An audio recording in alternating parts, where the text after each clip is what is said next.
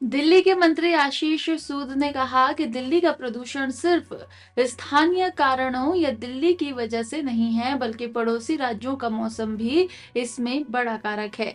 इसलिए दिल्ली सरकार पड़ोसी राज्यों से बातचीत कर रही है और धूल रोकने, पब्लिक ट्रांसपोर्ट मजबूत करने और वाहनों से होने वाले प्रदूषण में कमी लाने जैसे कई कदम उठा रही है। उन्होंने जोर देकर कहा कि प्रदूषण पर दिन रात गंभीरता से काम चल रहा है। देखिए, ये प्रदूषण आज के कारणों से नहीं है। ये प्रदूषण केवल दिल्ली के कारण से नहीं है। आसपास के राज्यों का मौसम भी दिल्ली के प्रदूषण पर एक बड़ा कारक होता है। इसलिए दिल्ली सरकार पड़ोस के राज्यों से भी बात कर रही है। अपने धूल को रोकने का काम, पब्लिक ट्रांसपोर्ट को मजबूत करने का काम, जिससे गाड़ियों से निकलने वाले धुएं में कमी आए, ऐसे अनेक विषय दिल्ली सरकार लगातार देख रही है। पिछली सालों ने गाड़ी ऑन गाड़ी ऑफ के अलावा अगर कुछ किया होता तो आज शायद इतनी परेशानी में ना देखनी पड़ती।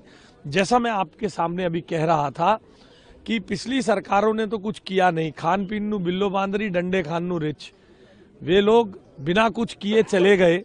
अब उनके खामियाजे को भी हम भुगत कर बिना नजर चुराए जनता के इन सब कामों को निपटाने के लिए हम लगे हुए। प्रदूषण पर दिन रात गंभीर काम हो रहा है। गंभीर दीर्घकालिक उपायों से प्रदूषण ठीक होगा। नारों से पिछली सरकार की तरह प्रदूषण पर कोई असर नहीं होगा।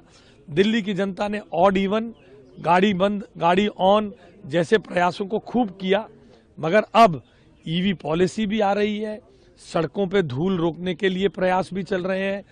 अब पब्लिक ट्रांसपोर्ट के लिए मेट्रो का फेज 5 भी आ रहा है। इन सब चीजों में थोड़ा समय लगेगा। दिल्ली के प्रदूषण के संदर्भ में गंभीर काम हो रहा है।